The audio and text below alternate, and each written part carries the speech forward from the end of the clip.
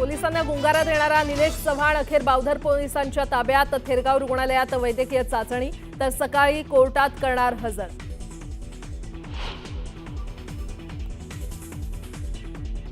फरार निलेश चव्हाणच्या नेपाळमधून आवळल्या मुसक्या। वैष्णवीच्या कुटुंबियांना धमकावल्याप्रकरणी कारवाई। 10 दिवसानंतर निलेशला बेड्या।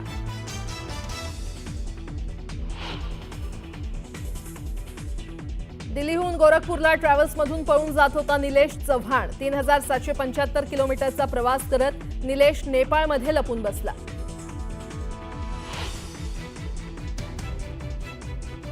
जालिंदर सुपेकरांना पहिला झटका। मुख्यमंत्र्यांच्या सूचक वक्तव्यानंतर जालिंदर सुपेकरांची होमगार्ड विभागात बदली।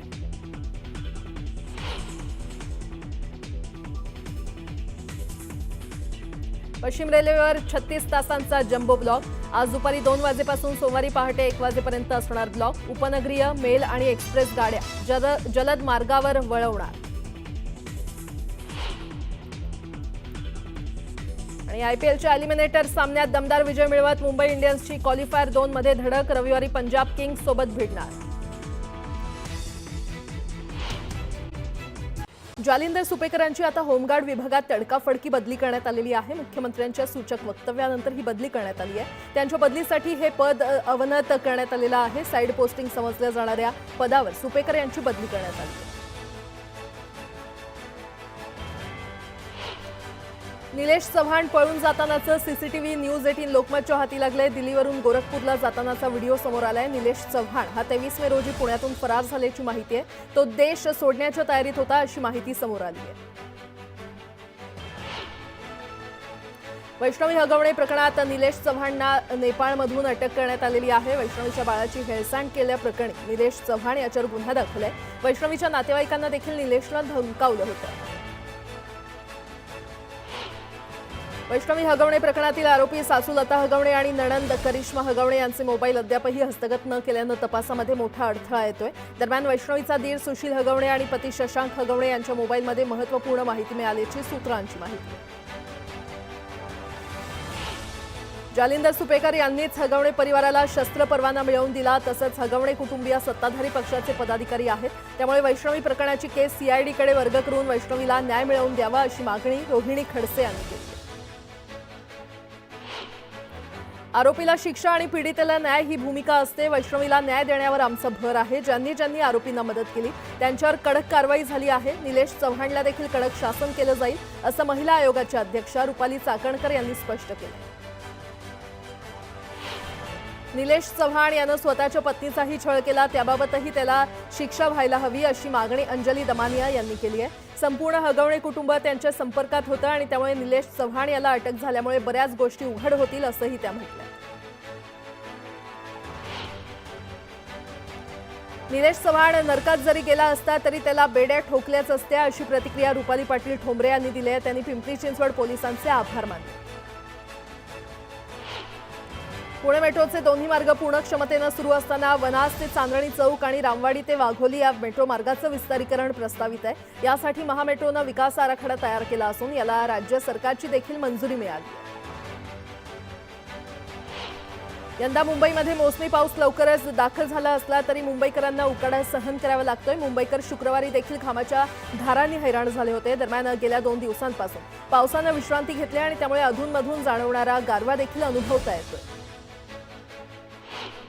कांदिवलीमध्ये सोमवार आणि मंगळवारी पाणीपुरवठा बंद राहणार आहे। जलवाहिनी जोडणी आणि झडप बसवण्याचं काम महापालिकेकडून हाती घेण्यात येणार आहे। गेल्या 2 दिवसांपासून मोसमी वारे एकाच जागेवर रेंगाळलेले आहेत। पुढील काही दिवस संपूर्ण राज्यात पावसाचा जोर कमी राहणार आहे, तर काही भागात हलक्या ते मध्यम सरी बरसतील। मात्र मुसळधार पावसाची शक्यता नसल्याचं हवामान खात्यानं स्पष्ट केलंय। 11वी प्रवेश संकेतस्थळाला लागलेले तांत्रिक अडचणीचं ग्रहण 5व्या दिवशी काही अंशी कमी झालंय। अनेक समस्यांनी 4 दिवस त्रस्त असलेल्या विद्यार्थ्यांना शुक्रवारी काहीसा दिलासा मिळाला आणि त्यामुळे विभागीय शिक्षण उपसंचालक कार्यालयामधील मदत कक्षामध्ये देखील गर्दी ओसरल्याचं दिसून आलं। आयटीआय ऑनलाईन प्रवेशाला विद्यार्थ्यांचा चांगला प्रतिसाद मिळत असून गेल्या 15 दिवसांमध्ये सुमारे 99,494 विद्यार्थ्यांनी अर्ज केलेत। यापैकी 87,312 विद्यार्थ्यांनी शुल्क भरून आपले अर्ज निश्चित केले, तर 35,128 विद्यार्थ्यांनी पसंतीक्रम भरलेले आहेत।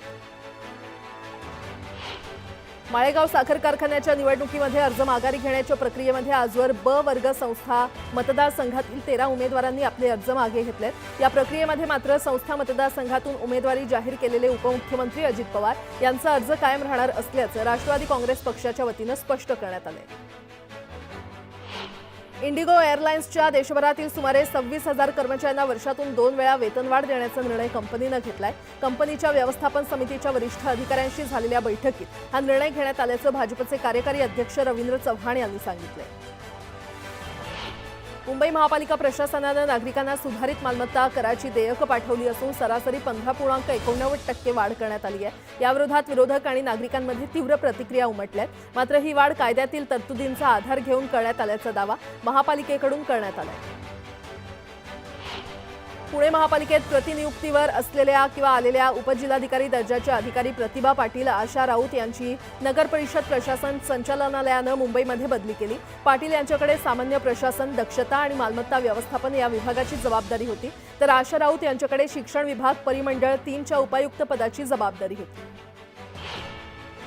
पुण्यश्लोक अहिल्यादेवी होळकर सोलापूर विद्यापीठाच्या नवीन जागेत प्रशासकीय इमारत परीक्षा भवन हे बांधलं जातंय। या इमारतीसमोर शिवलिंग हाती घेतलेल्या राजमाता अहिल्यादेवीचं 21 फुटी स्मारक उभारण्यात आलंय। या स्मारकासाठी राज्य सरकारनं 14 कोटींचा निधी दिला असून ऑगस्टमध्ये या स्मारकाचं लोकार्पण होणार आहे। राज्य सरकारच्या सूचनेनुसार 31 मे पूर्वी सिंहगडावरील अतिक्रमण हटवण्याची कारवाई गुरुवारपासून सुरू होती। शुक्रवारी देखील दिवसभर कारवाई सुरूच होती। कारवाई पूर्ण झालेली नसल्यामुळे आणखी 3 दिवस म्हणजे 1 जूनपर्यंत गड पर्यटकांसाठी बंद राहणार आहे। पुणे शहरात सगळीकडे बेकायदा होर्डिंगचे पेव फुटलेले असतानाही अवघे 20 बेकायदा होर्डिंग असल्याचा अजब दावा महापालिकेनं केला होता। हा प्रकार उघडकीस आणल्यानंतर अवघ्या 2 दिवसातच महापालिकेनं 11 बेकायदा होर्डिंग जमीनदोस्त केले। उपनगरी रेल्वे मार्गावरील रुळांच्या दुरुस्तीसाठी रविवारी मध्य रेल्वे मार्गावर मेगा ब्लॉक घेण्यात येणार आहे। मध्य रेल्वेचा सीएसएमटी ते विद्याविहार अप आणि डाऊन धीम्या मार्गावर आणि हार्बर मार्गावरील सीएसएमटी चुनाभट्टी वांद्रे अप आणि डाऊन मार्गावर मेगा ब्लॉक घेण्यात येणार आहे। 2 जूनच्या पहाटे 1 वाजेपर्यंत म्हणजेच सलग 36 तास 5व्या मार्गावर आणि यार्ड मार्गावर जम्बो ब्लॉक घेण्यात येणार आहे। पश्चिम रेल्वेच्या कांदिवली यार्डमधील एलिव्हेटेड बुकिंग ऑफिस हटवण्याचं काम सुरू आहे। या कामासाठी आज दुपारी 2 वाजल्यापासून ते 2 जूनच्या पहाटे 1 वाजेपर्यंत 36 तास 5व्या मार्गावर आणि यार्ड मार्गावर जम्बो ब्लॉक घेण्यात येणार आहे। या कालावधीमध्ये उपनगरीय, मेल आणि एक्सप्रेस गाड्या जलद मार्गावर वळवण्यात येणार आहेत।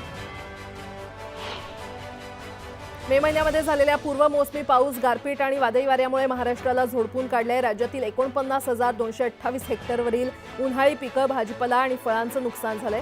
पावसानं पिण्याच्या पाण्याची चिंता मिटवली असली तरी उन्हाळी पिकांचं मोठं नुकसान झालंय। इयत्ता 10वी-12वीच्या परीक्षेत विशेष प्रावीण्यासह यश संपादन करणाऱ्या अनुसूचित जमाती प्रवर्गातील विद्यार्थ्यांना प्रोत्साहन देण्यासाठी आदिवासी विकास विभागाकडून राघोजी भांगरे गुण गौरव योजना राबवण्यात येते। त्याअंतर्गत 10वी-12वीच्या यशवंतांचा प्रकल्प कार्यालय, अप्पर आयुक्त आणि राज्यस्तरावर सन्मान केला जाणार आहे। अनुसूचित जमातीच्या संबंधित विद्यार्थ्यांना 5,000 ते 30,000 रुपयांपर्यंत रोख बक्षीस देण्यात येणार आहे।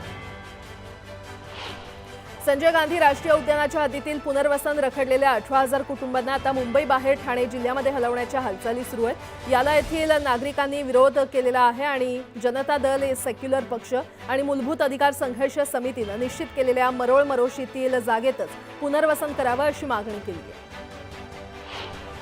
बाजारामध्ये कांद्याची 3.25 लाख क्विंटलची आवक झाली। नाशिक जिल्ह्यामध्ये उन्हाळ कांद्याची सर्वाधिक म्हणजेच 1,65,000ची आवक झाली। सोलापुरात लाल कांद्याला सरासरी 1100 रुपये तर लासलगाव बाजारात उन्हाळ कांद्याला 1400 रुपयांचा दर मिळाला। पनवेलच्या पेठाली गावातील सोनम केणी या विवाहितेचं घर बांधकामासाठी 20 लाख रुपये आणि मुलगा हवा म्हणून सासरी अतोनात छळ करण्यात आला। सासरच्या छळाला कंटाळून अखेर सोनमनं आपल्याच वाढदिवसाच्या दिवशी पोटच्या मुलीची हत्या करून स्वतः देखील गळफास घेऊन आत्महत्या केली।